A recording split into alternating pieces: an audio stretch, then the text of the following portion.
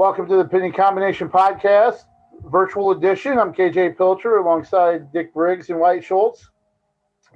Well, guys, how are you doing? I'm back from a little bit of a getaway this last weekend, and you guys we're still in the thick of things here, watching wrestling. How are you guys? I'm doing fine. It was a dang busy weekend. Let me tell you, I ran up to Cascade on Friday evening and helped set up for their tournament on Saturday, and then on Friday night I went back to Jefferson and set up for theirs on Friday evening. So I didn't get home till about midnight, and then we had the Jayhawk on Saturday. So and Sunday I slept in till I think it was almost 4:30 or 4:15. That is late for you. Yeah. It almost feels like it's back to 100% normal in terms of tournaments that are run, the size of tournaments. So in the high school level, we're at bigger tournaments now than we've seen earlier this year. College level, we've got our three universities getting after it, and with their duels, and then we've seen the D3s and D2s going.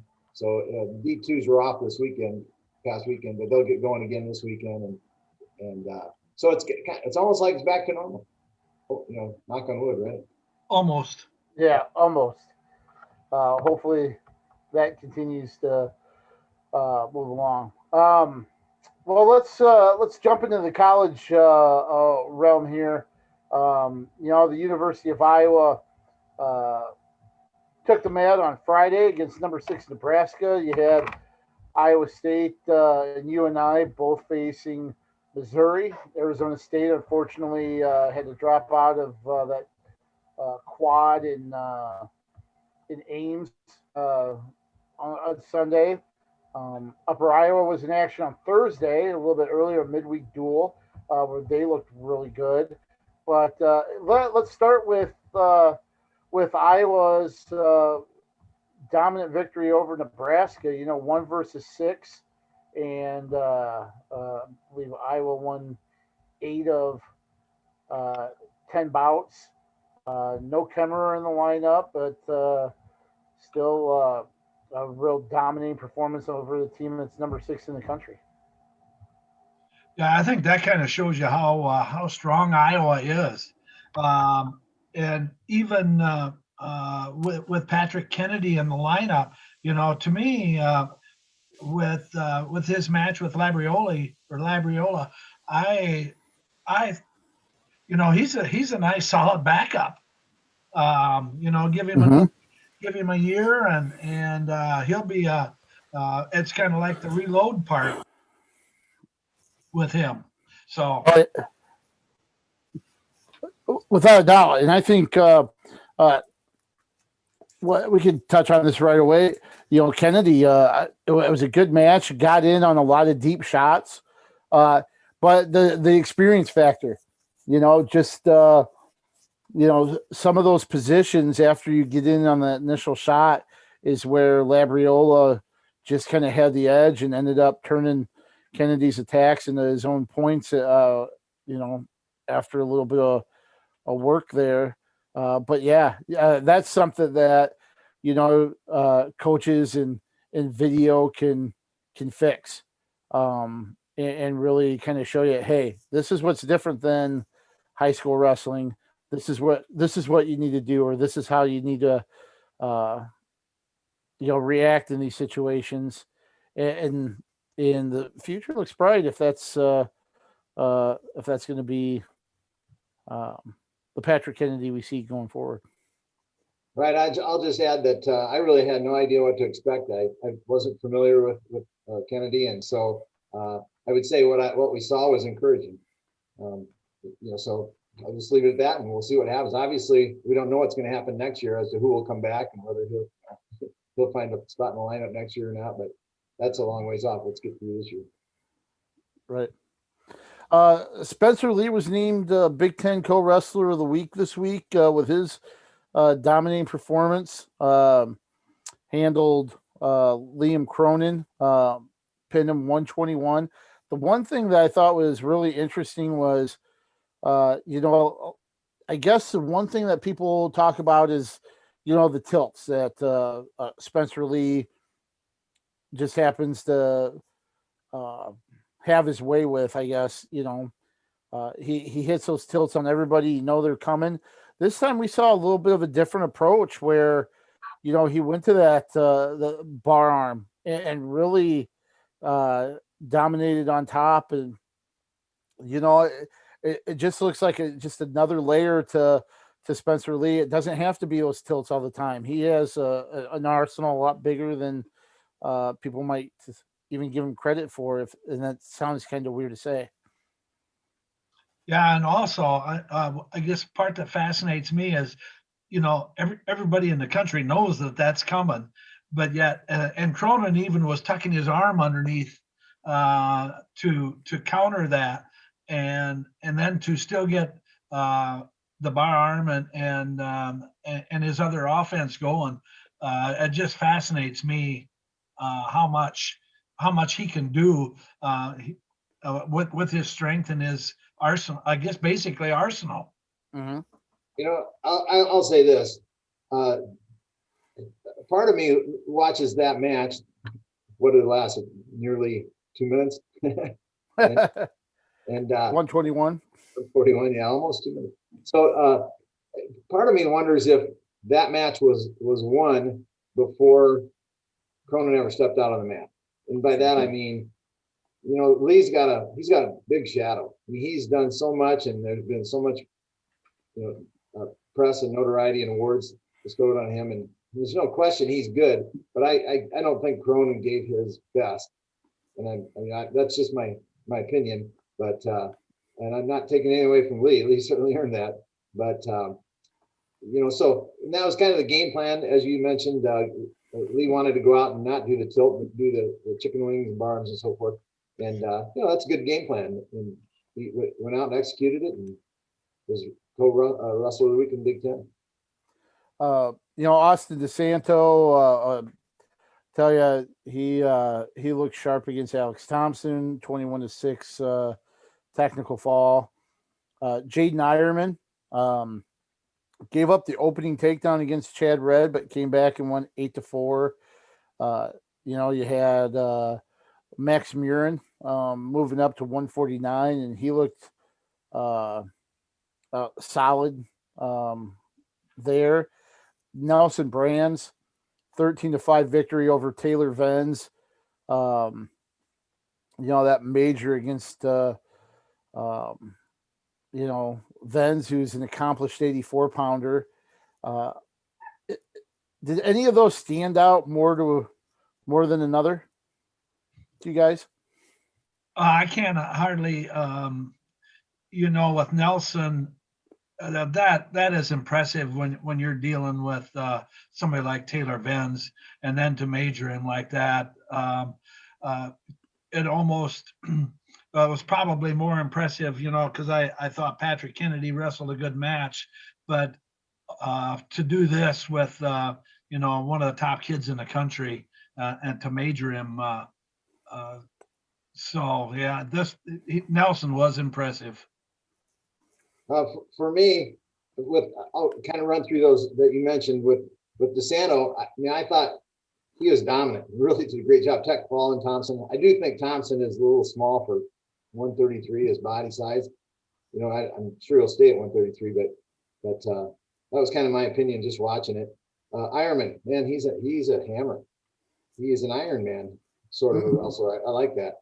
Murin handled the jump up to 41 real well. It was nice to see Young throw some points on the board, put 17 up there, so that was pretty cool. We kind of skipped over Marinelli, and I want to tell you, I was excited to see him back on the mat doing Marinelli things. He's just fun. He's a hammer. He's the bull, right? And so that was fun to see him on there. Brands dominated, did a great job, and I enjoyed his wrestling. Not sure I enjoyed the interview though. That was fun there. But going back to Ironman, after giving up that opening takedown, I thought, at least my opinion, I thought that was pretty impressive, because after that, I don't know if he actually dominated the match, but he controlled the match, or at least I felt he did after that. Maybe it was a little bit of nerves or whatever, because he basically got double-legged right off the bat. And but to me, after that point, I thought that was a nice, solid performance out of him. Yeah, the one thing I taken away from Ironman's match was catching Red, with a cradle for 4 points there.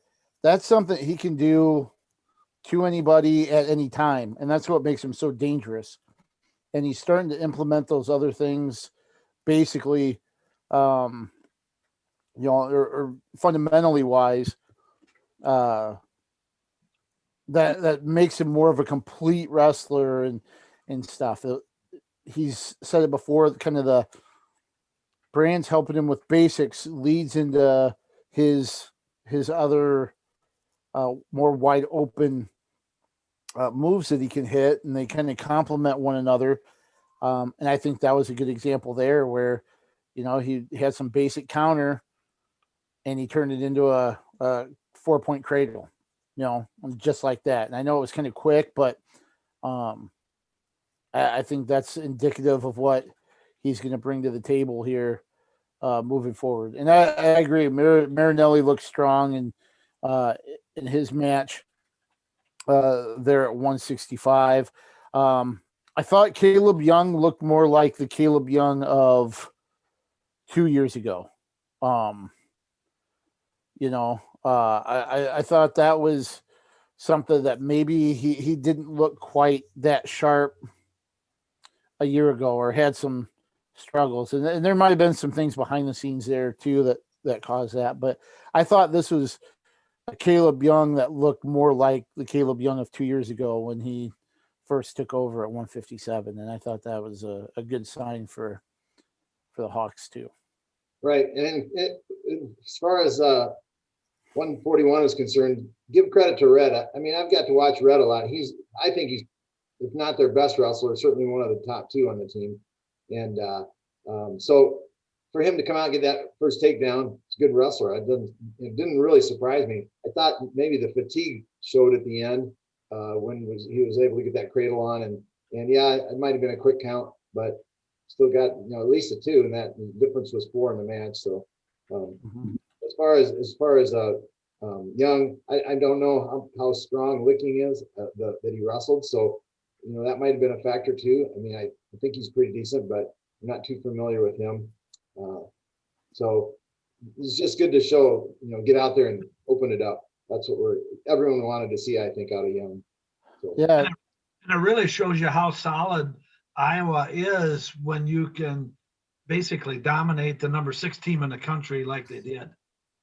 Right. One of the big matchups really actually went Nebraska's way, 197 with Eric Schultz and Jacob Warner. Schultz with a late takedown, if I remember right. Of course, I actually found the BTN in Florida, which was awesome, by the way. Not too many Big Ten teams near Florida, are there? No. In the heart of SEC country, where I was at, where I was away from the Panhandle, where the ACC kind of dips in at Florida State and Tallahassee. So I was a little ways away from there, but still got to see that. That obviously a winnable match there. Schultz just able to come through and finish and something that Nebraska was pumped up about, and something Warner just have to move on and build from. Yeah, I'd say both at 97 and 285, even though that Cassiopeia won, neither one of them really wrestled wide open. Obviously, Schultz is a good wrestler. And, I don't know if the coaches, what they might have said, but I guess I would look to try and open that up a little bit. 285, maybe it was being conservative, knowing he didn't want to show too much for his match coming up this week. So you never know. Now, speaking, any other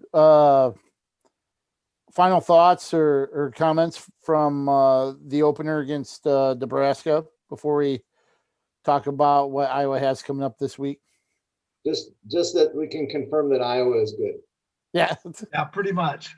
And I'm not exactly sure why Kemmerer was not in the lineup last week. He's listed on the probable lineups with Patrick Kennedy again this coming up week, but that certainly was a surprise. Even a surprise to the Big Ten broadcast team, because they had they kind of featured Kemmerer a little bit leading into the duel, and then ended up no Kemmerer. So we'll see if he steps back on the mat this weekend against number 15 Minnesota. Minnesota's 2-1 in the Big Ten. And let's see, just kind of looking here. It looks like they have, a host of ranked wrestlers. Another good matchup coming in Friday night, 8 p.m. up at the Sports Pavilion there in Minneapolis. The one that really stands out the most, obviously, is heavyweight between Cassiope and Gable Stevenson. And interesting to see the weekly media availability with Tom Brands, and one of the sound bites was him talking about Gable Stevenson. If he's on your team, you love him.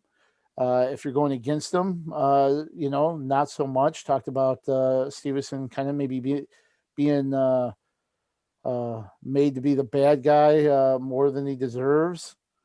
But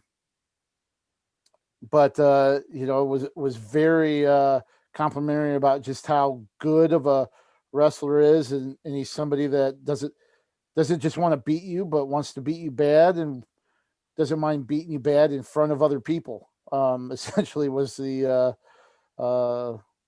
message, and Cassiope has his hands full facing Stevenson this week. Yeah, I would say that Stevenson is flamboyant, outspoken, and good. Yeah. I mean, I don't know if he can back it. I don't know if anyone can go with him this year. Seriously. I mean, he kind of shut down in the match against Cassiope in the duel last year, whereas I thought he could have opened it wide open. And Paris is maybe, we'll see with Cassiope, but as Brand said, he's going to have to do something special or insinuated that he's going to do something special to hang with Stevenson. So, but it'll be interesting, with Minnesota having at least a few ranked wrestlers in there, and ranked against ranked, to see how they fare as well. I can remember actually when Gable was in high school, I'd seen him up in Waterloo and was wondering about workout partners. I forget what was going on, maybe Northern Plains or something.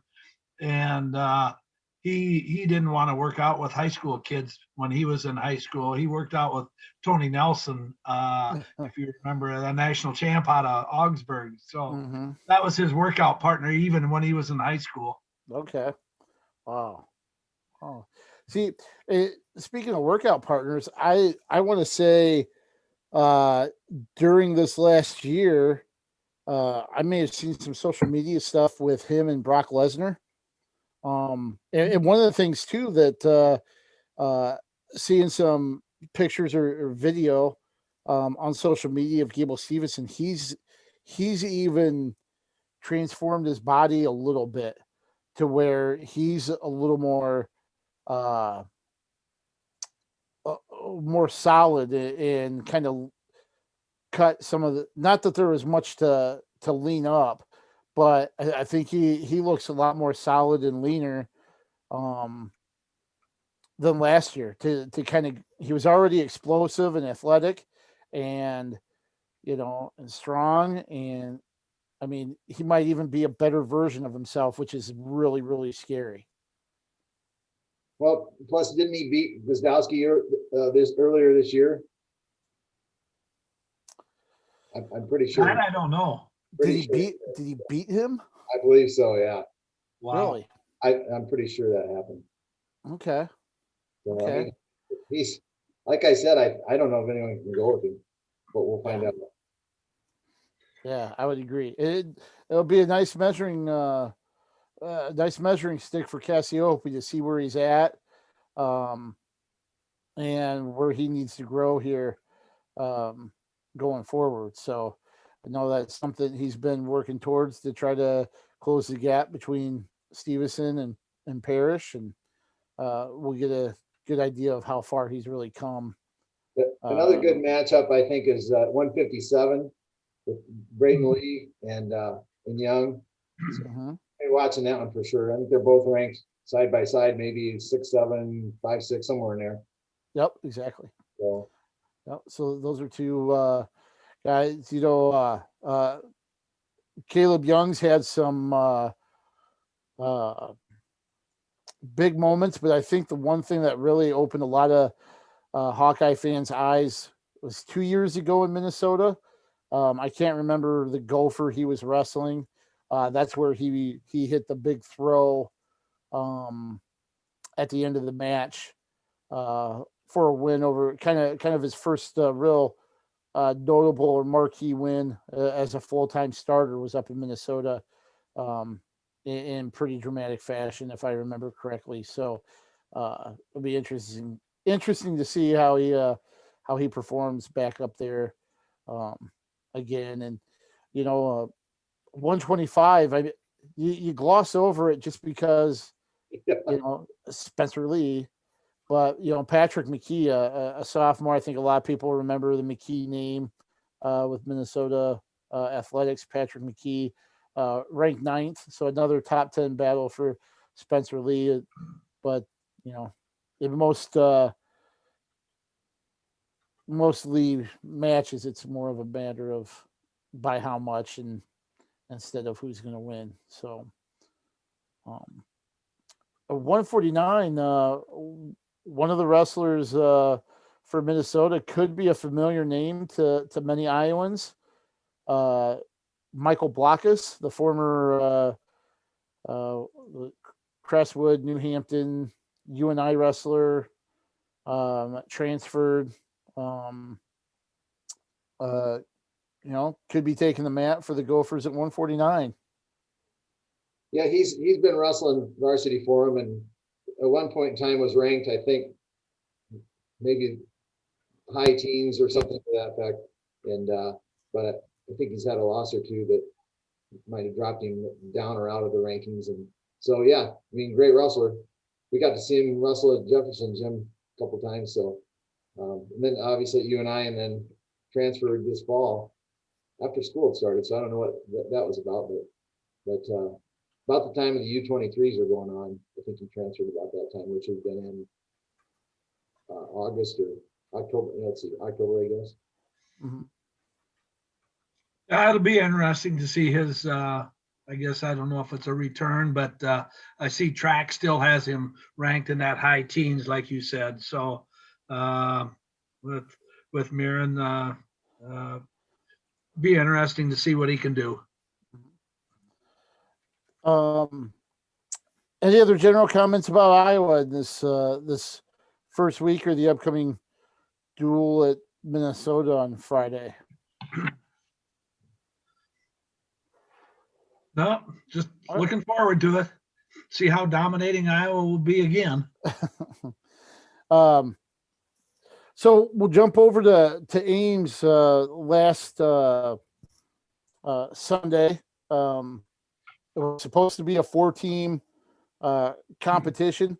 Iowa State was playing host to number 9 Missouri, number 20 UNI, and then I believe number 11 Arizona State. Unfortunately, the Sun Devils, due to COVID-19 issues, had to bow out of that event. So it was just Missouri taking on Iowa State and UNI, and then a bunch of extra bouts to go along for all three of those schools. Missouri really had their way with both Iowa State and UNI. I guess I was a little surprised that that Missouri kind of came into Ames and had their way with them. Right. That's what surprised me, was how solid Missouri was. I guess I was just totally surprised at how dominating they were with both of them. They as a nice solid team. It would appear to me that Missouri is underrated, and the way that, but I don't know, maybe Iowa State's overrated.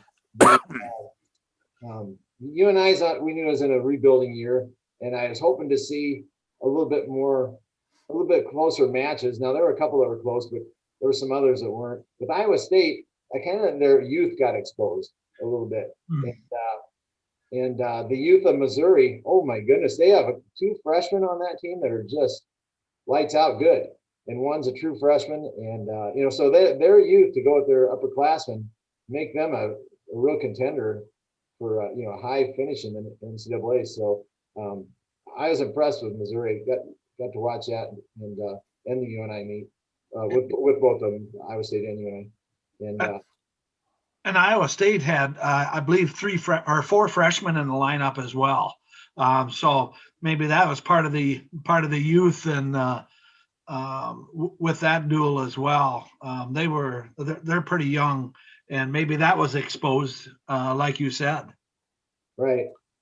And like for instance, at 74, you're wrestling a pretty solid kid, and you're going up there trying to throw him after you kind of failed in one instance earlier in the match already, and he went to back and got pinned. So you got a couple of quick pins there that didn't need to be. I don't think. I'm sure Coach Dresser can't be too excited about that. It looks like at 125, Tarakina is going to be the guy, because he's, according to Dresser, he's beaten Mako twice now, and so we'll see what happens there. So freshman or not, he beat the high ranked kid. So yeah, so Missouri won 8 matches against both the Cyclones and the Panthers. They beat Iowa State 31-7, and then UNI 34-6. In the Iowa State duel, David Carr had a major decision, 14-1. Gannon Gremmel added a decision as well. I thought I saw something from Iowa State saying David Carr is 17-0 since his last loss, which came in December of 2019. I mean that I know this has been an irregular year from the NCAAs on, or when the NCAAs were supposed to happen till now, but still that's a pretty amazing stat when you think about it. He's technically a freshman / sophomore, however that eligibility stuff is really going to come out in his second season, I guess, in the starting lineup. But he's 17-0 since December, when he last lost 2 years or a year and a half ago. Which is, like you said, it's a crazy year. It didn't have an NCAA tournament to provide a chance for a loss or to win the national tournament. So that Carr he's special. I mean, the kid's talented. He's athletic. He's fun. Appears to be a terrific young man, and I like watching him. Yep. The other thing that kind of surprised me about those 2 duels, though, was the heavyweights. With Gremmel and Isley both beating Elam. I guess they're all ranked about the same, but still, for them two to beat Elam, I thought. I guess that was the one thing that stuck out for me on both those duels. Yeah, and Gannon Gremmel with a 7-2 victory there. Then Isley won 3-2. So, yeah, Zach Elam, the one Tiger heading home at drop matches in both duels. I'm sure he probably took a little razzing there, but right. And I think he lost to lower ranked kids. I think Grummel might have been right below him, depending on what rankings you look at. Isaac certainly was, and lost to both of them. The thing I noticed about Grummel was Grummel's big. I mean, he's all of 280 pounds, I'm guessing, or 285 or whatever, and he handles it so well. He's so athletic, and so I mean that he's a tough heavyweight to deal with because of his size. Mm-hmm. So I really think this could be a special season for him. Just seeing what he's done physically and the way he's kind of grown all around. He kind of took the mat with a little bit of an attitude. There's maybe a little extra oomph in his his hand fighting and that sort of thing. I think he was irritated with how his team had performed or whatever, or something. He came out with a little burr under his saddle, I think. That's Go ahead. Sorry. Yeah, that's a good thing sometimes when you have that. Some of the results in the extra matches really kind of stood out to me a little bit too, especially at 133. Zach Redding lost to Matt Schmidt by a point in the duel. But at 133, the extra matches, Todd Small, I had been hearing that he was too big, pun unintended. That he was too big to get back down to 133, that some people in Ames wasn't sure if he'd get down there. I know Coach Briggs, you had mentioned that you thought he was going to get back down and possibly be the guy there at 33. And he wrestled Scholarczyk and Biscaglia both split in those two matches. Scholarczyk beat Small 2-1, and then Small beat Biscaglia 5-3. But then you had Edisov beat Scholarczyk 5-2 in tiebreaker.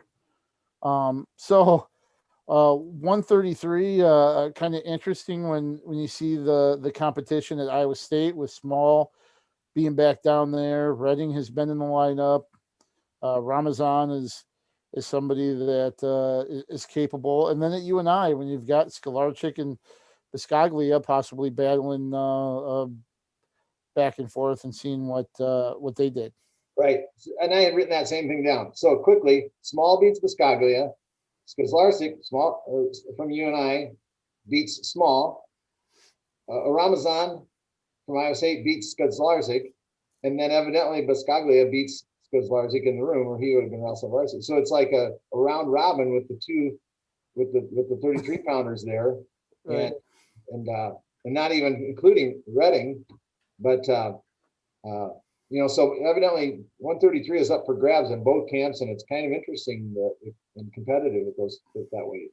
I thought the same thing, DJ. And let's hit on maybe one of the more impressive performances all around.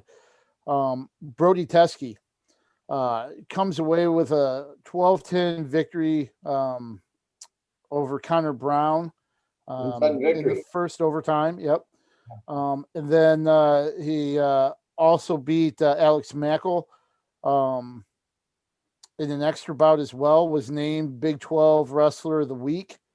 Teske said he had something to prove. I remember on media day when he mentioned he's got, something to prove to, to people and to himself and everything about coming back from Penn State.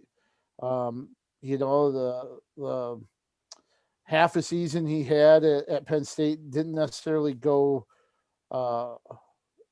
real well, but him coming back to UNI, I think this was something that he thought he could thrive. And so far, stepping in at 125 this year, he's off to a good start. Because I thought his wins against South Dakota State, North Dakota State were really good to begin with, and then he follows it up with wins over Brown and Mackle, named earning the conference honor.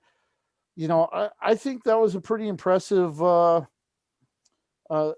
step for Teske, and really shows that he's going to be somebody to keep an eye on. Yeah, and also, Mackle is probably, at least in rankings, if it means anything, a top 10 kid. Like you said, KJ, that that was a pretty impressive win for an extra match. Having watched all of the matches, the regular duel and the extras, there were some great extra matches. This was the most exciting college match all weekend long. It was fun. It was with about 7 seconds left, Teske got a takedown to tie it, or got a stall call to bring it to 4, and then he got a takedown at the buzzer to win it 6-4. So it was a stall call to tie it 4-4, and then a takedown at the buzzer, all within 7 seconds. It was a really exciting match. So yeah, I think he deserved the honor. And for his effort, Teske was ranked 30th by Track Wrestling last week. He jumped all the way up to 16th this week, so that's a big jump on. But two good wins and a good weekend for the former Fort Dodge wrestler, and we mentioned Carter Isley as well. Obviously Arizona State not being in the mix, that would have been nice to see as well. But I'm not surprised. We've seen it in other sports. We've seen it in basketball. We've seen it in football. Teams just aren't gonna risk anything. They're not gonna mess around if there are issues with COVID, and they're gonna say, hey, we're not, and I think they kind of have to.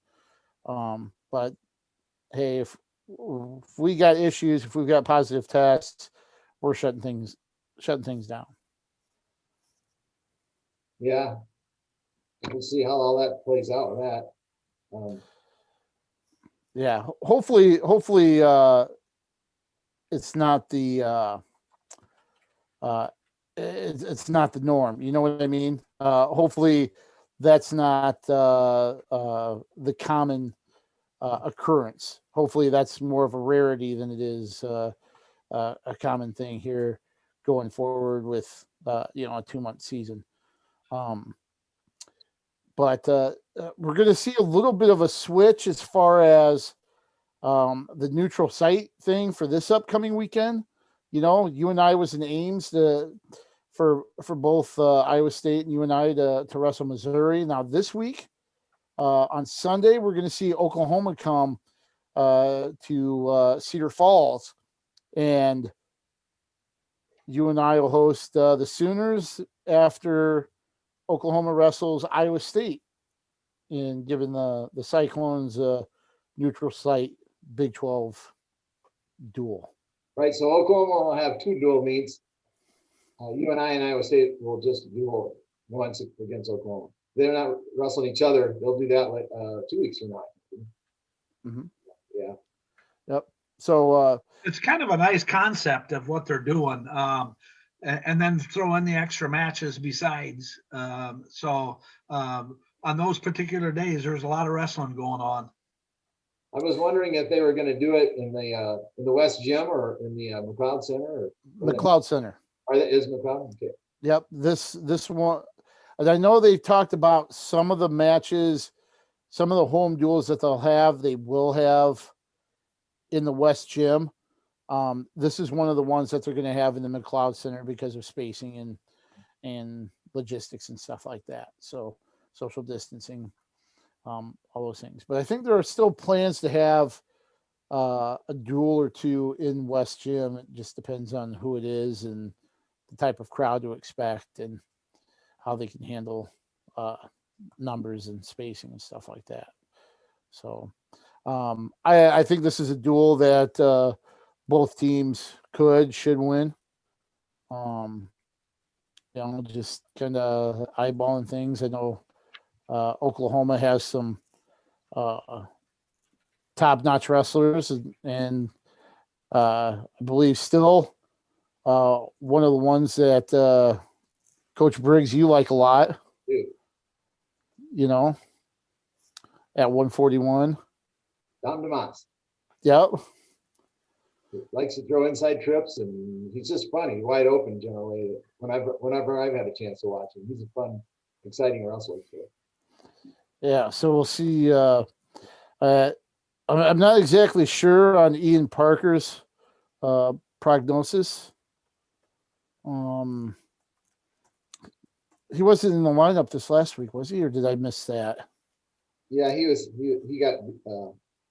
Oh yeah, okay. So he fell to Alan Hart 7-4. Yeah. And I guess the one I'm confused with was Dagan, who's out of the lineup for Iowa State. And Colbert. Sorry, I'm a little rusty from being away for a week, but 141 could be a real fun matchup there for Iowa State, Oklahoma, with Parker and DeMoss. And going back to that Iowa State duels, or speaking of the Iowa State lineup, that Cam Robinson, I was kind of impressed with him with his duel with Missouri. I thought he wrestled a great match with him. I think he got beat 7-4, but it was almost like it was closer than that, and a match I thought he actually could have won. And I'm just talking to people over the weekend. I think he's given Dagan a push for that starting lineup. Right. In the wrestle house with the Iowa State duels, he was leading Dagan, and Dagan took him down at the buzzer to win at 7-6. Wow. So he's right there with him. But I think his youth showed in the underneath position. If I remember right, he got tilted.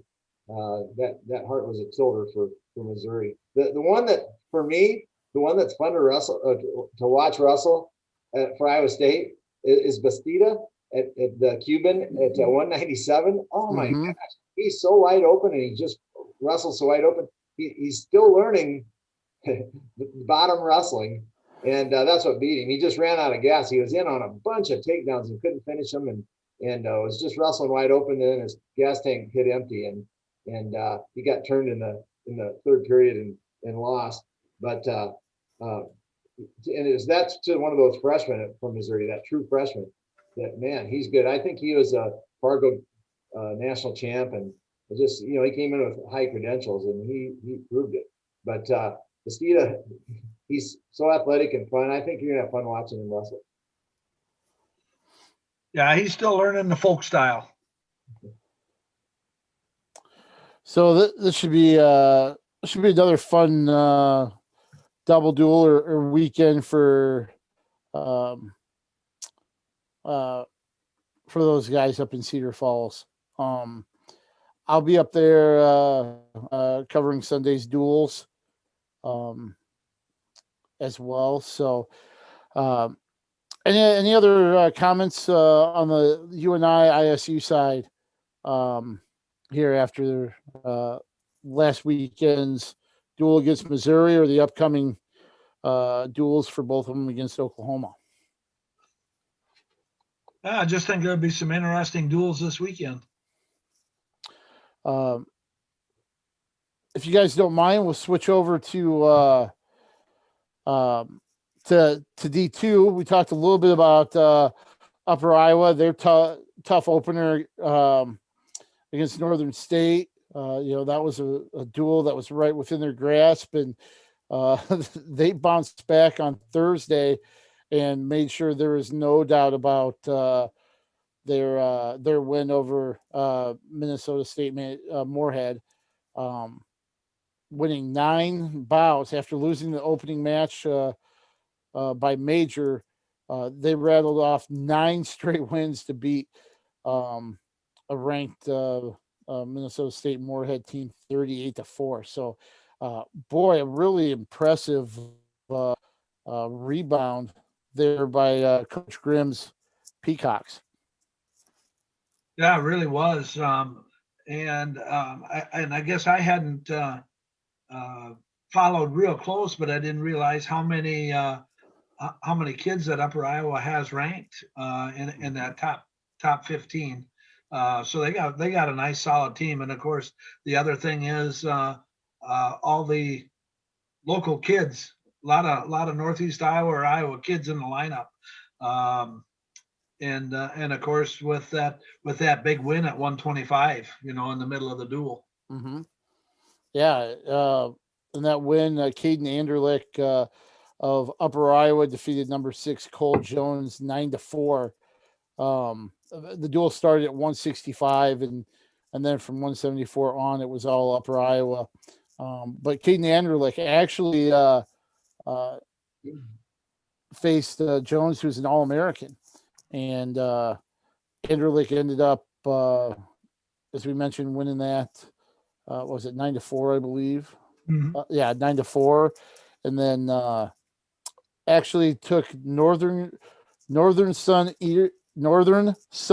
Intercollegiate Conference Wrestler of the Week honors. So that certainly caught the attention of a lot of people. Right. I think number 20, Upper Iowa defeating Pounding, like you said, number 25 Moorhead. So that's maybe it'll bump Upper Iowa up a little bit for sure. And now we'll see, because tomorrow they wrestle number 12 Mankato State, Minnesota State Mankato. So that's me showing my age going to Mankato State. Yeah, right. Not about your age, just a change of the that's what they used to go by. And you talked about that, Wyatt. You're the one that mentioned, I think, the Iowa presence there at Upper Iowa. Anderlich from Crestwood, and then you've got individuals, like Jordan Baumler, who's nearby at who went to North Fayette Valley, and Donnie Schmidt, I believe, from Wapsie Valley. Chase Thronson, Chase Lensman, who finished things off with a technical fall in that duel, ranked 8th nationally from Monticello. So I know we've said it before, but boy, they've done a nice job cultivating good Iowa preps, and it's really helped kind of set them sailing in a good direction, I guess. Leading into that duel with Mankato State, or Minnesota State Mankato. Gosh darn it! Yeah, it's hard to change that, isn't it? Yeah. And I know Minnesota State Mankato also has some local flavor, and their lineup is as well. Just kind of looking here. Just want to make sure I call them by the right name, because I know I'll possibly make the mistake and call him his brother's name. But I want to say it's Kobe Seabrick. That's that Cooper. See, I knew I was going to. I get the brothers' names always mixed up with multiple families that I've covered. But Cooper Seabrick, a member of the Minnesota State Mankato team, a 57-pounder there for them, a junior out of Lisbon. So, and of course, Jim Makovsky is one of the top, one of the more accomplished D2 coaches around, and his assistant Ty Eustace. I think a lot of people will remember Ty with his time at the University of Iowa as a wrestler. Was it Iowa Lakes? Was it Iowa Lakes that he coached, or before moving to Mankato? Do you guys remember? Wasn't Ty a head coach of one of the junior colleges here in the state? That I believe it was for just a couple of years, though, wasn't it?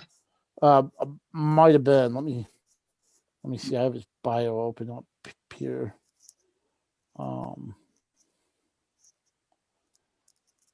See what I can.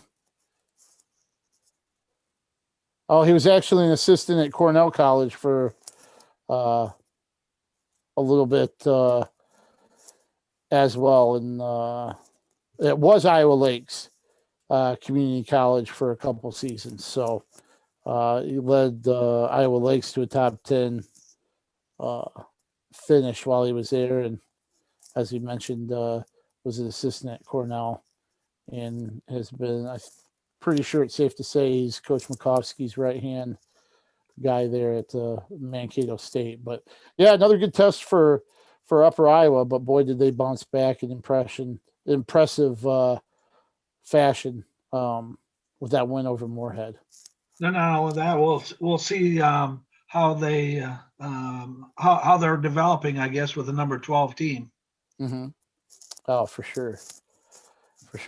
One of the things that's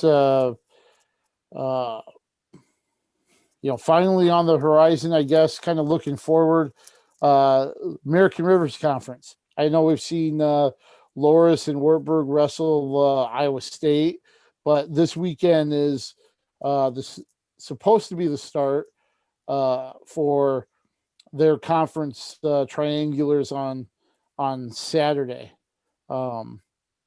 So I know, Coach Briggs, you said maybe not all teams will be taking the mat this weekend, though.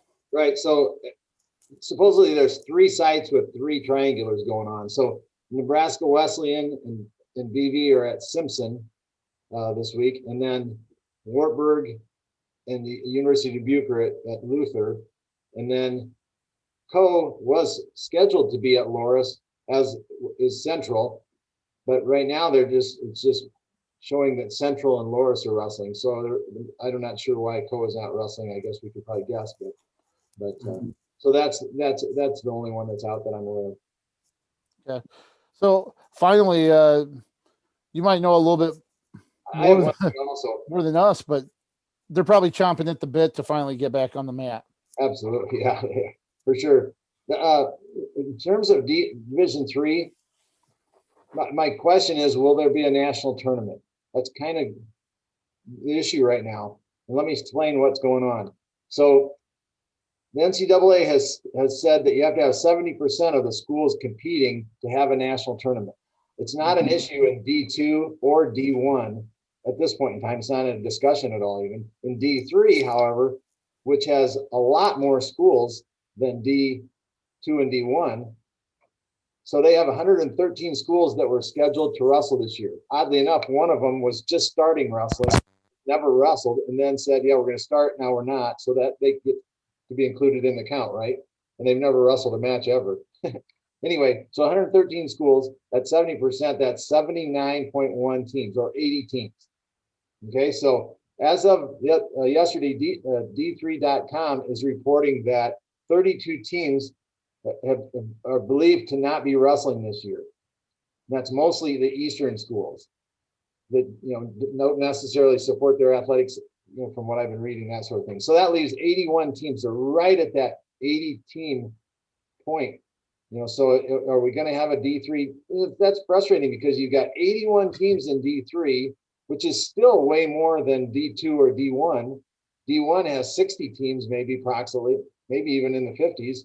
And D2 has maybe 50 and maybe even into the 40s. And yet with 81, they're not going to have a national tournament. I don't understand that at all. And it's frustrating. Well, if 80 schools and nobody bows out and they plan to compete and would come up with at the last date that they can't compete, are they still included? I don't know. We'll wait and see. But I tell you what, it's very nerve-wracking. Yeah, that would be really unfortunate if that ends up being, like you mentioned, the numbers are greater at the D3 level. It would seem like a weird penalty, just based off that percentage of participation. Right. Right. Cool. From what I've seen, the NCAA doesn't make their decisions based on D3 wrestling. Yeah, no, that's very true. Priority. That's a good point. That's true, unfortunately, for those involved. So, yeah, well, I have to keep an eye on that, especially, I mean, the interesting thing is you don't have much time. I mean, you don't have much room to wait. You don't have much time to wait. There isn't room in the schedule to really sit there and go, well, we'll put it off, because you're just a little over a month from those qualifying tournaments. They've I don't know. Well, I guess I shouldn't even say that, because last year we saw how things accelerated and decisions were made in the blink of an eye. So I guess they feel, especially after last year, they feel that they can go on the fly. Right. And then also consider that they've knocked out 55 wrestlers from the tournament to save money or to be safe. I have no idea. Yeah, count down. Yeah. So there's to limit the amount of bodies right. competing, I'm guessing. But so now if you go to your regional qualifiers, and a lot of the schools out east have elected not to wrestle. So now what do? How do you determine who's going to be the qualifier? Because if you have a regional that has 6 teams in it, and you've got a regional in the lower Midwest that will have 17 teams in it, how is that fair? So, but it'd be something. Let's, at least give them a chance. Yeah. We'll see. There's going to be a lot of bridges we're going to cross here in the next 4.5 weeks. You know that? Yep. So we'll see how that all plays out. Hopefully for the best. Hopefully, the guys get the conclusion that everybody's been training for, and everything going forward. Anything else college-wise that really stands out to you at all from the last week? I'm good. You make the call. Are you ready for it? Yep. Hit us. We got 5 questions this week. Yeah. No. We'll return to that. Sorry. I was traveling back and didn't think about asking for submissions for that. So I'll make sure to get on that next week, and we'll return to the 5 questions. Okay. So you make the call. It's reference to stalling. And I have 3 questions, and we're going to do 1 for yes, 2 for no. Again, all right? And I'll say show. So you get it in your mind, and then you show. So, it doesn't do any good if Wyatt chose the 1 and then KJ gets to see it. Okay, so here we go. When making a stall call, do you stop the match, 1 for yes, 2 for no, in the neutral position? Show. Yes, it's no. You do not stop the match. Okay, 1 for yes, 2 for no. So, all right, we've already covered this. Okay, in stalling, when the offensive wrestler, the top wrestler, is stalling, do you stop the match? 1 for yes, 2 for no. Show. You do stop the match. Okay, so that was a yes.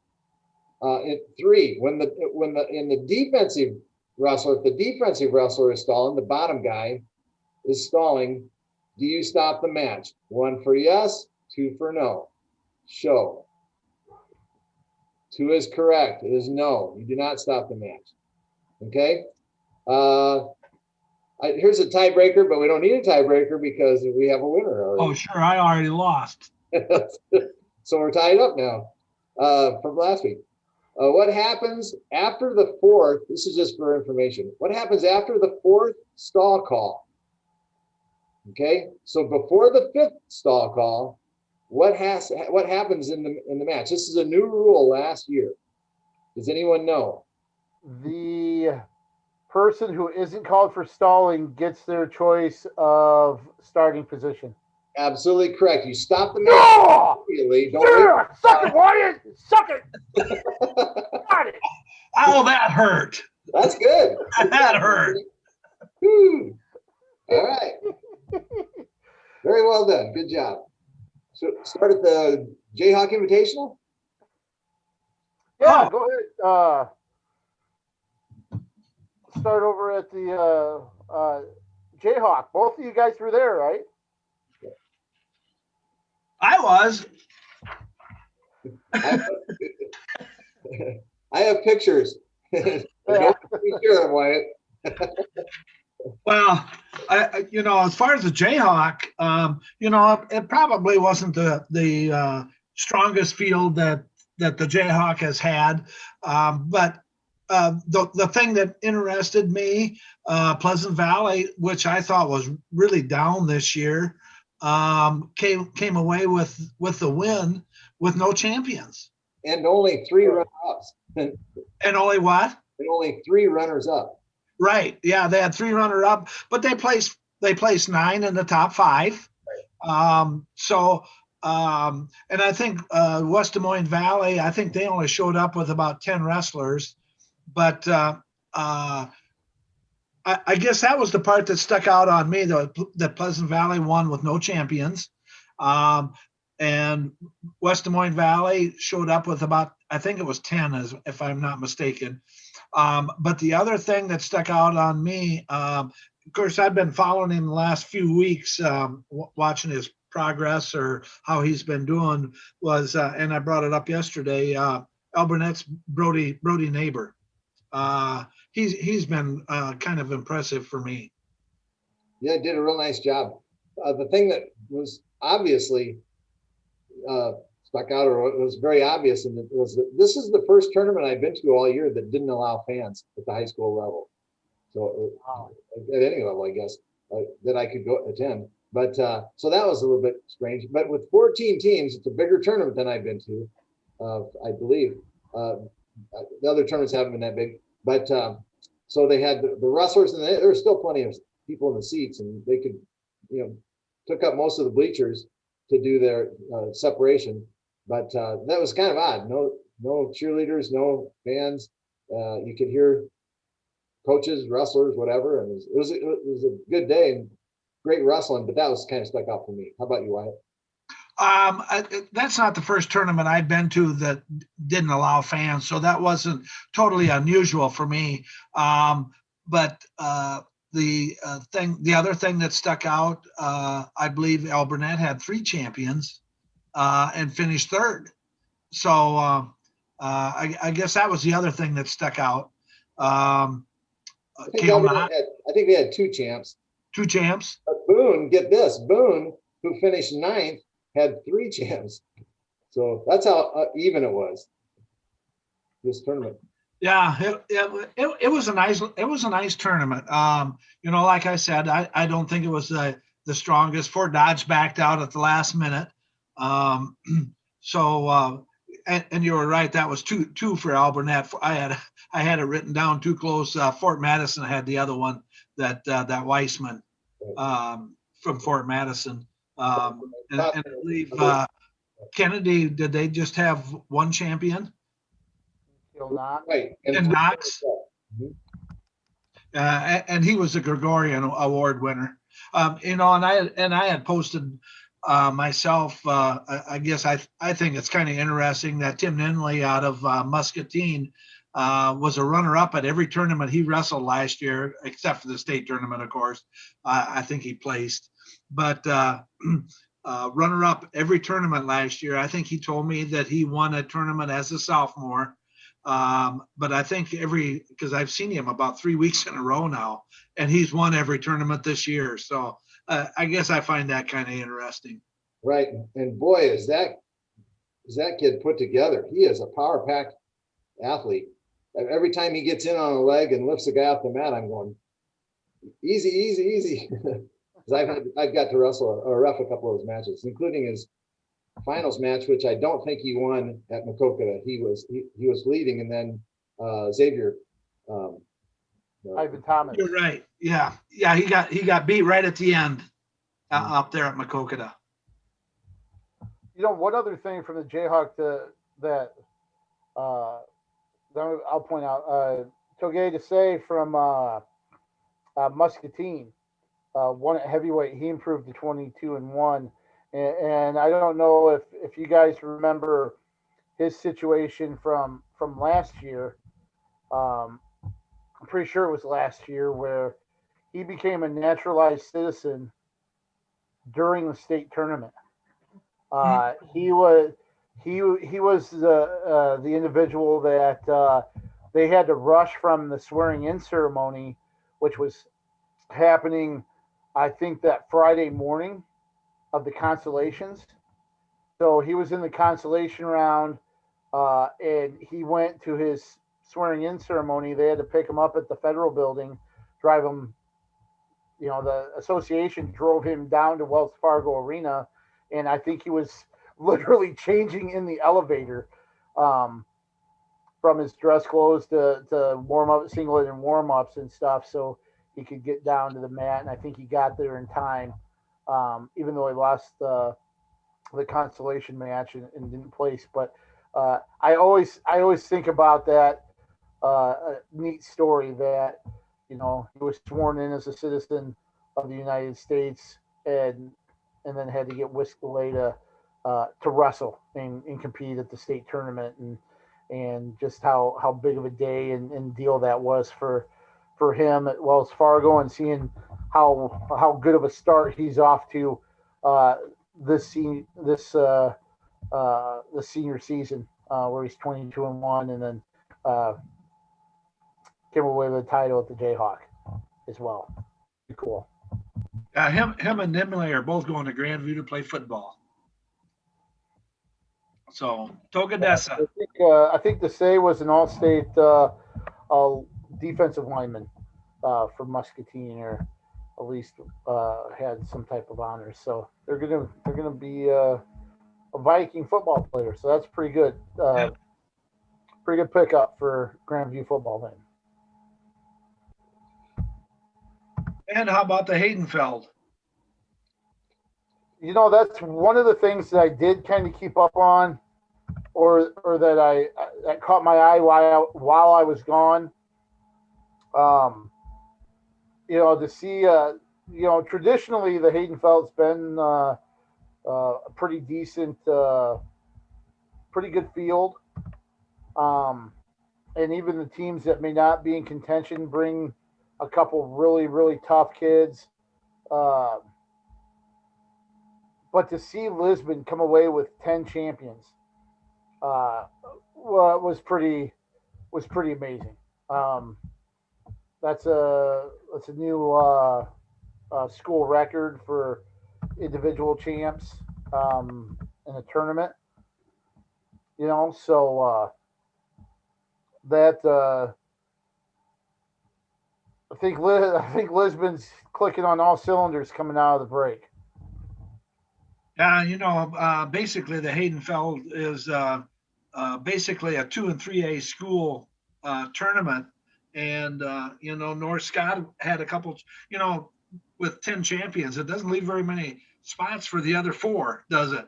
You know, North Scott had a couple champions, Prairie had one, and Hayden Taylor from Solon. Right. And Lisbon went 10-0 in the finals, so they had no runner-ups. That's a good day. And I don't think they have a 13-pounder either, so that adds to it. Yeah, a little bit. I think they're without a 13-pounder, so instead of 14, that's going with 13 wrestlers. So 10 out of 13, that's a pretty good percentage. You take that as a coach, right? Right. And I think that, like the Jayhawk, maybe the Haydenfeld wasn't as tough, unless you consider Lisbon.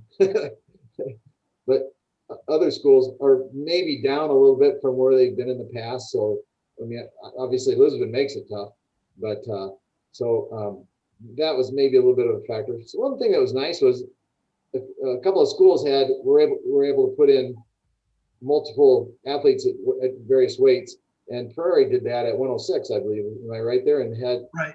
2 in the finals to win it. So Gaimo beat Kegley, I believe. Yeah.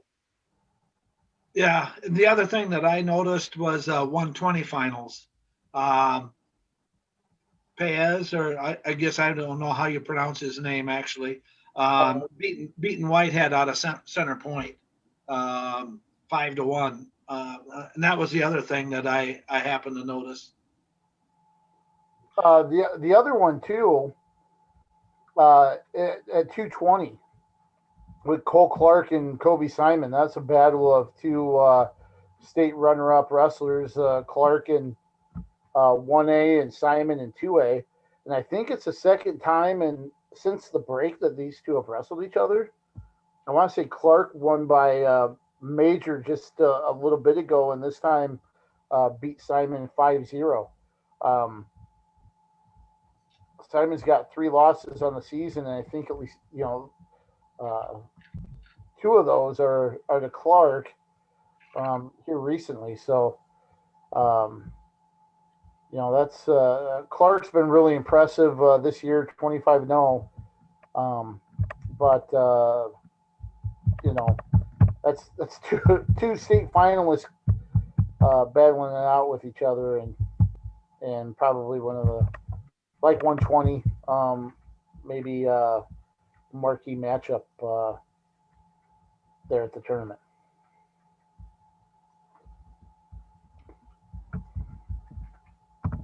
About over to Marion.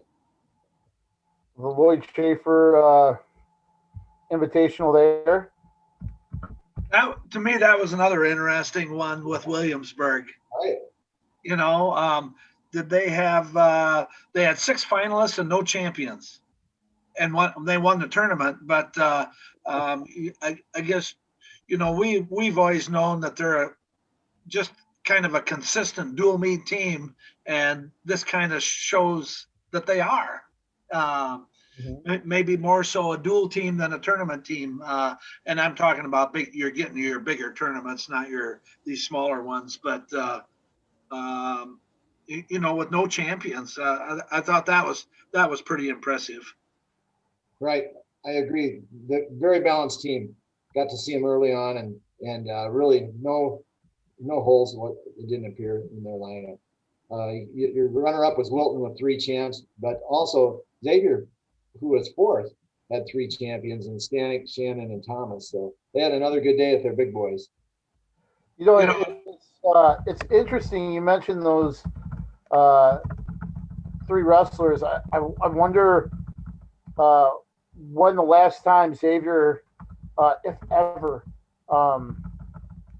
had 3 wrestlers with at least 22 wins and still be undefeated. Thomas 22-0, and then Shannon is 25-0, and I believe Shannon has committed to wrestle at Iowa Wesleyan as well, and then Stanek at 24-0. 3 real good wrestlers there for the Saints. And the other thing is there was 8 different schools that had a champion at that tournament. And it just seems like you don't see that very often either. Yeah, including the 12th place team. Yeah, exactly. Yeah. That reminds me of the MVC a few years ago. Remember, it might have been one of your last seasons, Briggsy. I think you're right. Where they had 13 out of 14 different champions. Yeah, 13 different teams had champs that year, and boy, it's actually fun. I always like to see that stuff being spread out. You can appreciate the dominance like Lisbon at Solon, right? But then you also like to see how things are spread out and how each team kind of has one, at least one standout individual right. as well. likely it was maybe 2017, because in 16 I know we had 3 champs, and 2015 I think we probably had more. But so maybe 2017, maybe. Yeah. I'll look that up because I thought that was one of the neatest. I thought it was Waterloo East, might have been at Dubuque Waller, but I'm pretty sure it was the year it was at East. But years kind of bleed together. I'll look. You know what? I'll look that up and I'll mention it next week. Just because I thought that was kind of neat when you mentioned Marion. You said 8 teams had at least one champ. Northland had 2 champs. Bridgewater, And Benton Community with Austin Roos at 182. Right. You know, so. And Mount Vernon had a champ. Okay, no. Monticello at Cale Sampson. So, yeah, things spread around, and that's the one thing about Williamsburg. Just to revisit what you kind of mentioned, Wyatt. You know, there are certain teams like a Williamsburg.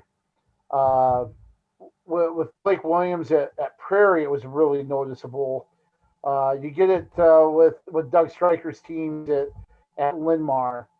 You know, a lot of your Jayhawk teams.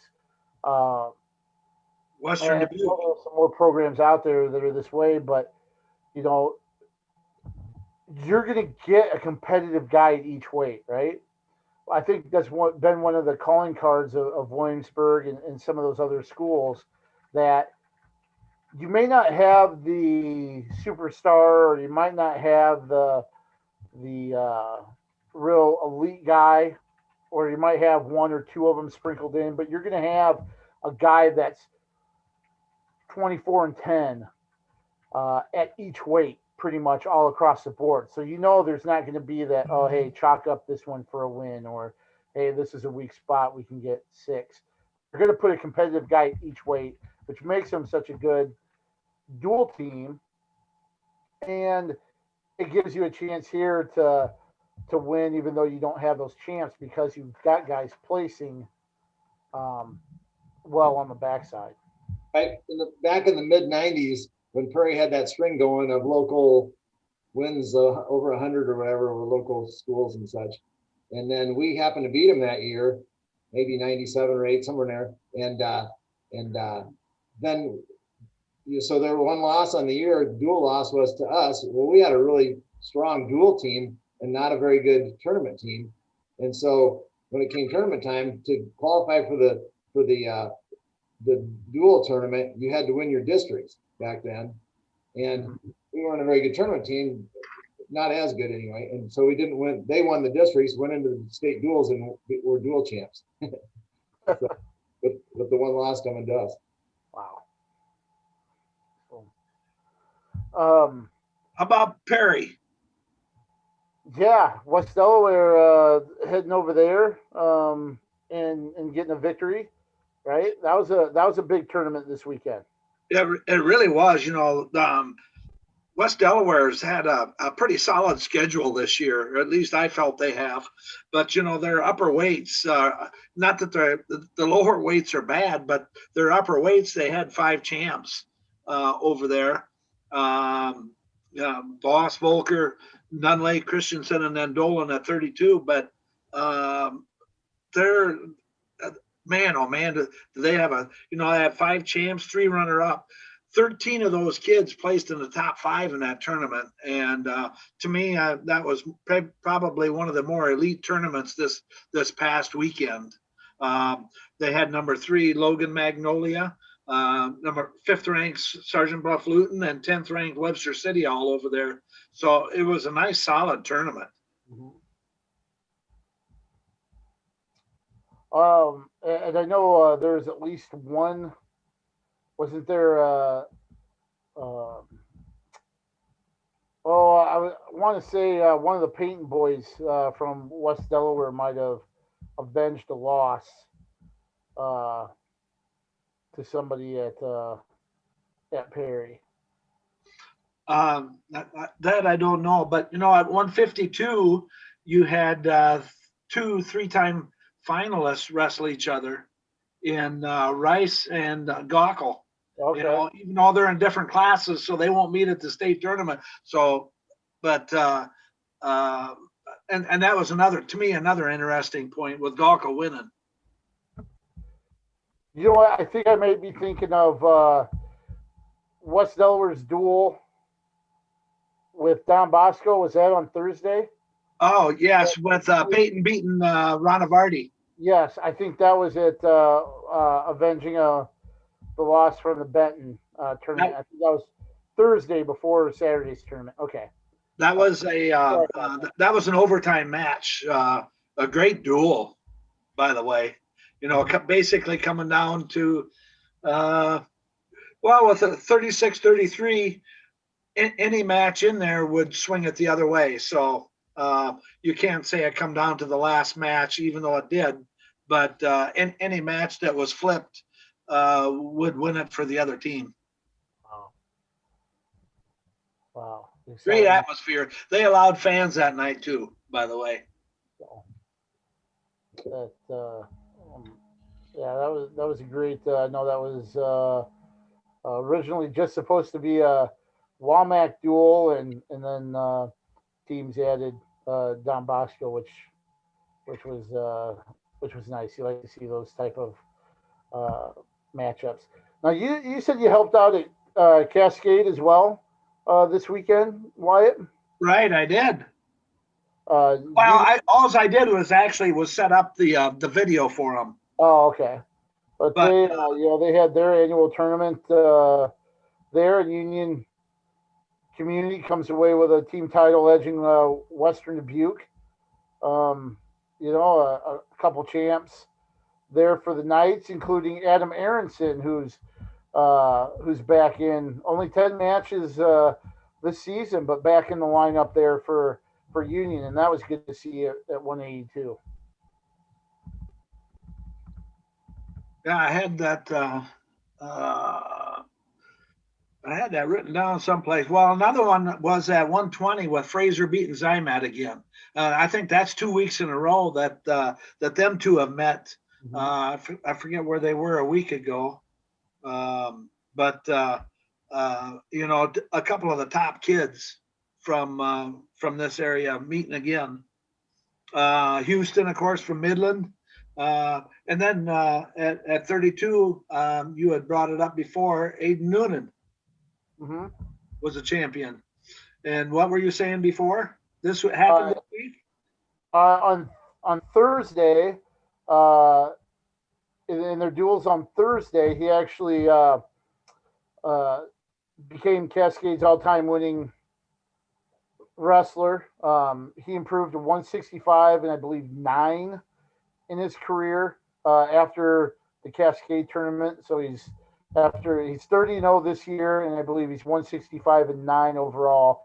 His brother Nolan had been all-time wins leader with 160, and I got a kick exchanging messages with Cascade coach Travis Andrews. And he said it was something that they never really talked about. They kind of expected it. Aiden's not really worried about it because, he's got bigger goals. And obviously that's to get his third state title here in February. But he said the one thing I noticed was he went over and had a bag of popcorn, which, if you know Aiden, very strict and disciplined with what he does, and he's got a routine and he sticks with it. And he said that's the first time I've ever seen him go over and stray from his routine and treated himself to a bag of popcorn. He said it was a bag of popcorn well earned. So he followed that up with a strong performance at 132, and he defeated Colton Crawford, who's a very quality 2A wrestler for Union, in the final 6-0. And the other thing, going through the hallway there at Cascade with their wrestling records, there's a lot of Noonans in all the record books up there.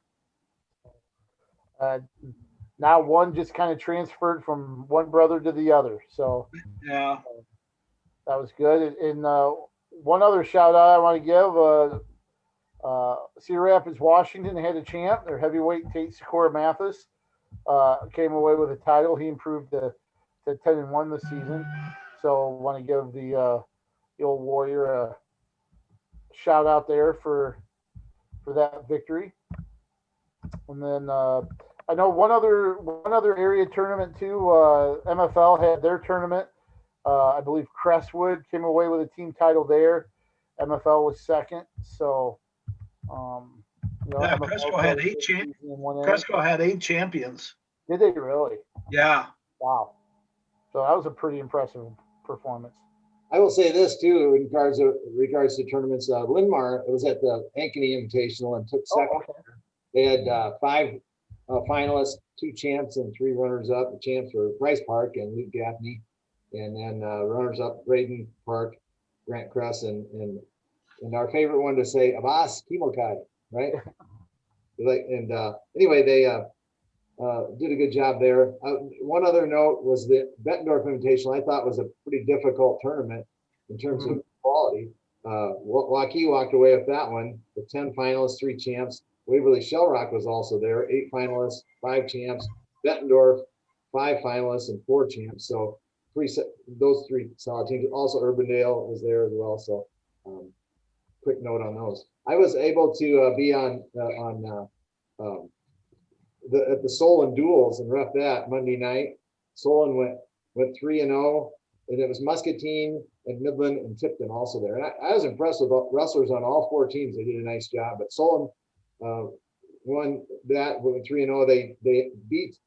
Then Muscatine was second. They beat Midland 43-42, and it was tied. Actually, that's what it was. Tied 42 all. Went down to the 6th tiebreaker, which is the fewest number of forfeits, and they won the tiebreaker there.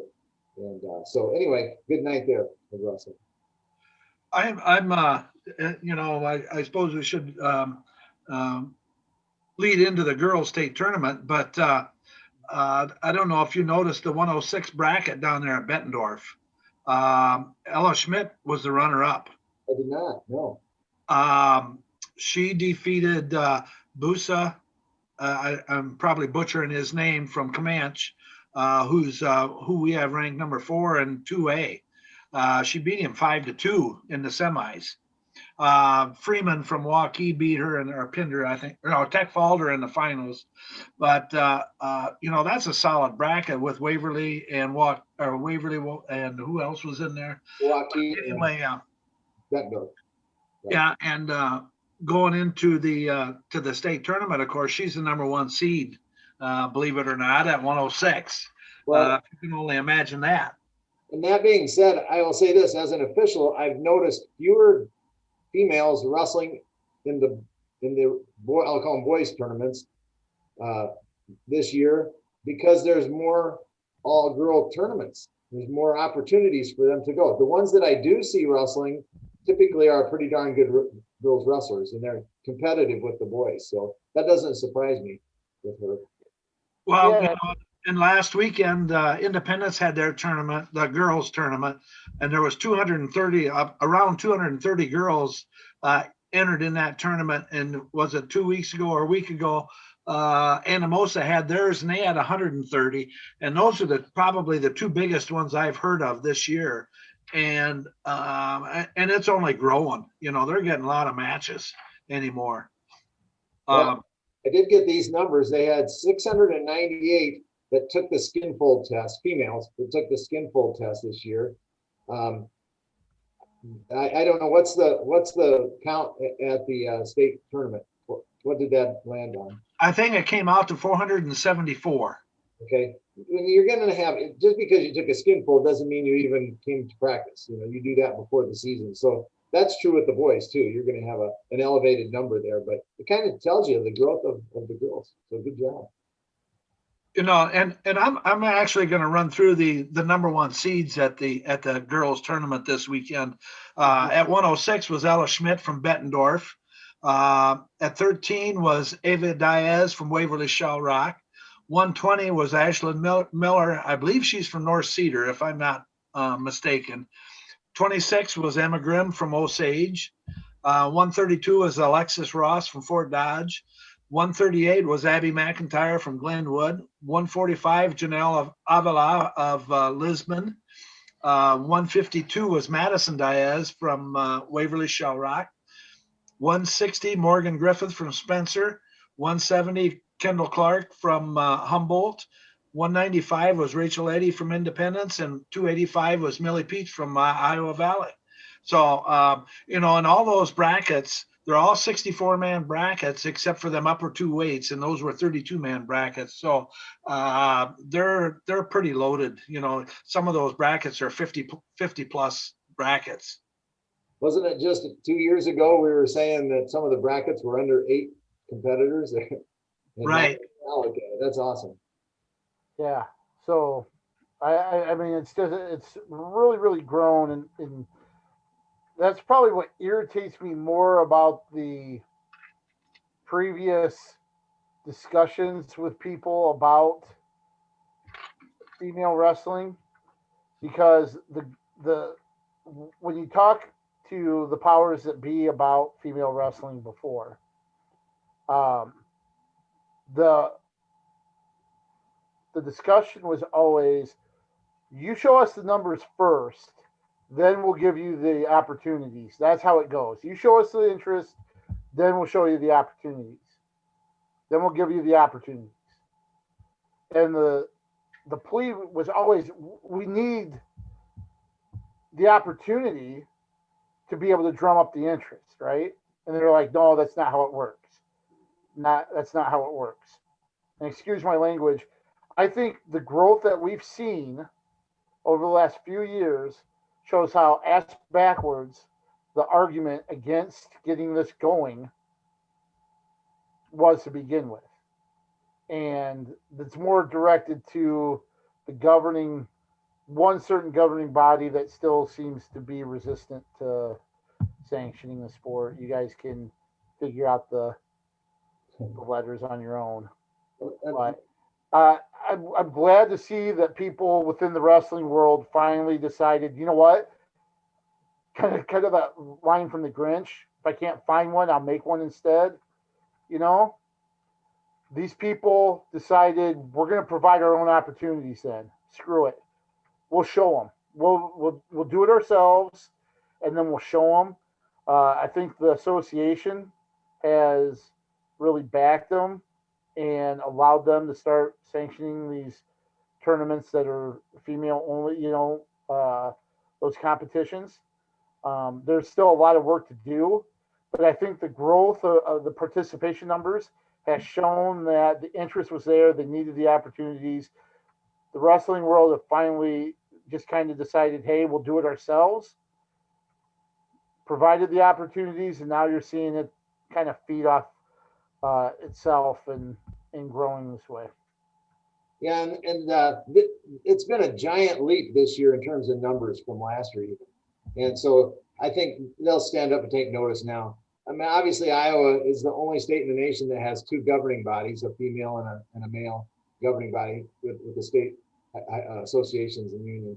And anyway, so that is part of the issue there. I mean, I get it, because you've got to provide coaches, you got to provide opportunities, and so it's kind of a tangled little mess, but it's not one that can't be worked out. So I think we'll see that in the future. I really believe that. So I applaud the coaches that have embraced recruiting the females. It's just been fun to watch, really. So good job. Right. And also, to me, the level of wrestling, the quality of it, maybe I said the quality of wrestling for the girls has just increased phenomenally in the last 2 years. Yeah, that's going to happen, but that's not the issue. Is let's get them in a state tournament, and obviously that's going to happen. So the quality. So. A couple of, you talked about the quality, Iowa's had so female wrestlers go on and do some very good things at different levels. Rachel Waters, Felicity Taylor, Megan Black, Jasmine Bailey, wrestled in college as well. Um, you've got wrestlers now like Millie Peach, who I think is ranked ninth, maybe nationally. Um, the Eddie girl from Independence, I think, is a top 10 type wrestler. Janelle Avila is ranked nationally. So you've got high school girls that are making their mark, on a national level just as much as their male counterparts. So, uh, you know, it's not just quantity now. It's not just 472 girls, but Wyatt, just to echo what you said, it's quality. You've got elite wrestlers, amongst their peers there, and uh, it's been cool to see that kind of develop, and it can only keep going up. I think it'll just keep climbing. Right, and to add to go past the high school level, like you're saying, we've got some colleges in Iowa now that have started the girls program. So very nice there. They've got a stepping stone. And the first one, you guys remember? Grandview. Waldorf. Was it Waldorf before Grandview? Waldorf had won a few, yeah. But they're just kind of tucked away, and they're kind of their own thing for a while that you just kind of forgot about it a little bit. But yeah, Waldorf, I believe, was the first one to have a female program. Yeah, they're probably 5 years old or so. Yeah. That many, huh? Yeah. Yeah. So we can brush on that next week because they're going to have a men's and women's duels down there in Oskaloosa, I believe it is. So at William Penn. Yeah. So we'll hit on that next week. Before we touch on a hot button item to close the podcast, what other events this week kind of stand out outside of the Iowa Wrestling Coaches and Officials Association Girls State Tournament down in Coralville at Extreme Arena?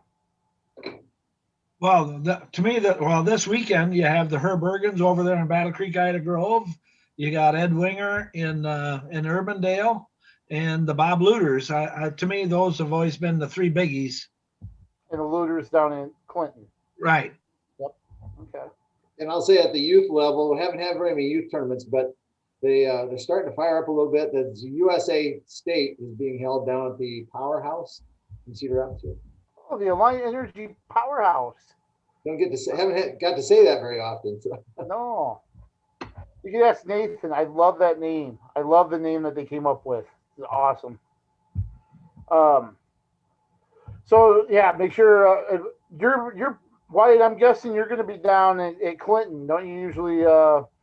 Well, yeah, yes and no. Tomorrow I'm going down, and we're going to set up down at the Extreme Center. Okay. I'm helping set that up tomorrow, and then I will be there Friday afternoon before I head to Clinton on Friday evening for the Saturday tournament. Okay. I've got a few places. I've got people in place to do interviews all weekend at the Extreme Center for the girls, and I'm also doing the award stand photos as well as photos during the whole tournament itself. Okay, awesome. So I'm busy. Awesome. Yeah, you're going to be at a lot of different. You're going to have to learn how to clone yourself. Well, and the thing is, when I get done here, I'm headed over to Mount Vernon, Cascade, Loris, and back. So, let's wind things up here. One of the things that was announced while I was gone, the MVC has decided to can the super meet. Some programs didn't want to compete in it because it was too close to that window of quarantine to the postseason. So for the first time since I believe my senior year in 1993, we're not going to have an MVC super meet. Um, you know, what are your thoughts? Because this may not be the only one. I know talking to Brad Smith at Lisbon, and if the Tri Rivers Conference doesn't change um, the scheduling, he said he probably won't have Lisbon wrestling in it because it butts up to sectionals, and they don't want to take any chances there with possible uh, problems.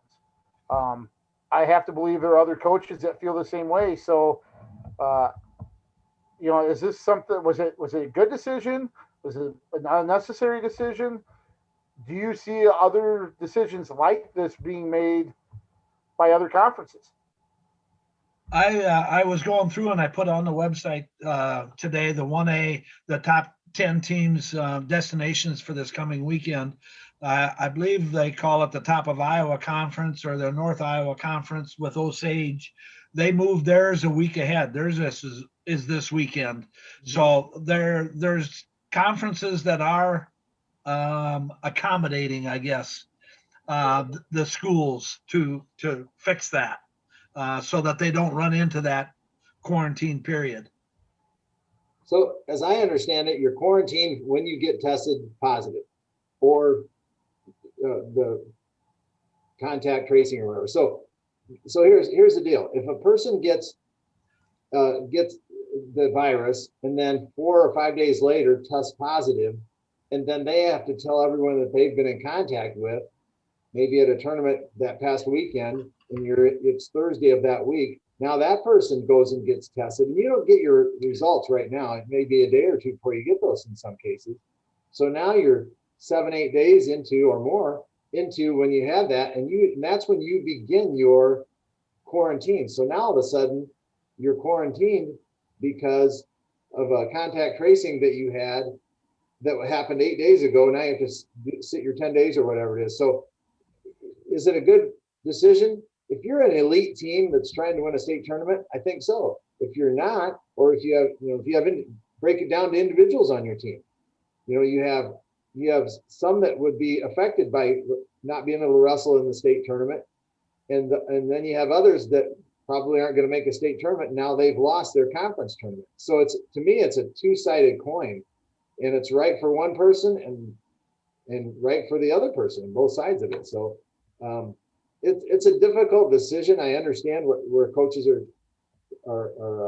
what they're thinking there, but I'd have to say, it kind of is a tough decision to make. But I think it was coach generated in the Mississippi Valley. So, Briggsy, are you surprised that they didn't make an accommodation? Move it to are you surprised that the ADs didn't say, hey, okay, then, let's move it to a date that we can get this in? Well, I think it just happened middle of last week or the end of last week. So they couldn't have moved it to this week. They might have been able to bump it up to next week, is it, or whatever, but people are kind of committed. So maybe, I don't know, but you've got this factor too. You've got most 3A schools and then also a 2A school. So their sectional tournament is a week earlier with Waller. So it's kind of complicated. So I'm not surprised because I think it's just easy to say, no, we're not having it and not affect other tournaments and schedules and such. So there. Yeah. The other thing too, moving a tournament is easy in concept. You know what I mean? You can sit there and go, well, why can't we do it, on a Friday night, or why can't we do it this Saturday instead? And like you said, there are other tournaments that would be affected if, the MVC teams decided, hey, we're not going to go down to the Looters. We're changing our MVC meet to that weekend. We're going to do that. But you've got other winter sports that are going on that might have schedules that won't allow you to do it. You've got volunteers and tournament workers You can't just snap your fingers and get people, to show up in a week or whatever. Um, Now, I'm sure this was something that was probably presented a while ago, but still, it's not easier said than done, or it's much easier said than done when it comes to changing the date of a whole tournament. I don't think it was uh, presented quite a while ago, because they did have a plan in place to have the tournament in two separate schools. So it was going to be held at Jefferson and at Kennedy, and like the first 7 weights at one school and the next 7 weights at the other school. So that was in place. So I think it happened. People got thinking about it and they started getting closer. So anyway. Well, I think what happened was one of the schools backed out, and then the more and more schools started backing out is what happened. And it got to the point where there wasn't enough schools to have a tournament. Well, but my point essentially is, it's not just that easy to move a tournament. Or two. Yeah, or have two, move 2 sites. Yeah, like you mentioned.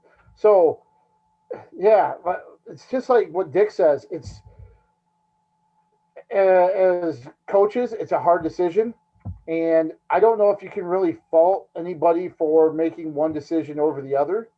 And then again, with the ads and administrators, I can see where it was a cancel, or either have it on the date that it's scheduled, or we have to cancel it. And if we have to cancel it, so be it. I just, it's a hard decision, and if that's what you have to do for the betterment of your wrestlers, and if that's, you decide not to have it, and that's fine with the ads, then so be it. It's just unfortunate, but that's kind of the theme, I guess, over the last 10 months. A lot of things that have been unfortunate just because of the situation. Yeah, I think you're right. I mean, it's just not that easy to just, let's change it. It's just not going to happen. Mm-hmm. Any other parting comments or anything? I know one thing. This week, either today or tomorrow, we should probably get an idea of what the state tournament format's going to be like. I think the board of control meeting is tomorrow. I want to say it could be today, but I think it's tomorrow, the 21st, where they're voting on format and schedule and stuff like that. So we'll see that. We'll be able to talk about that next week, as well. But any shots? Any parting words of wisdom?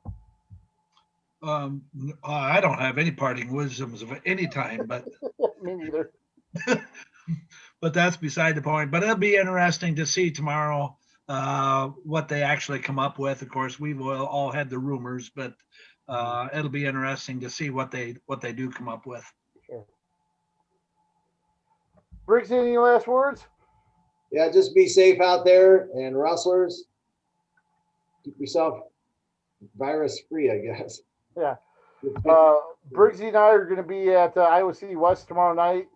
Got the call for number 6 Iowa City West versus number 9 Dubuque Hempstead in the duel. Iowa City West is their second competition of the season because of a lot of different factors and everything. So tune in to KCRG 9.2 for that in my story at the Gazette.com.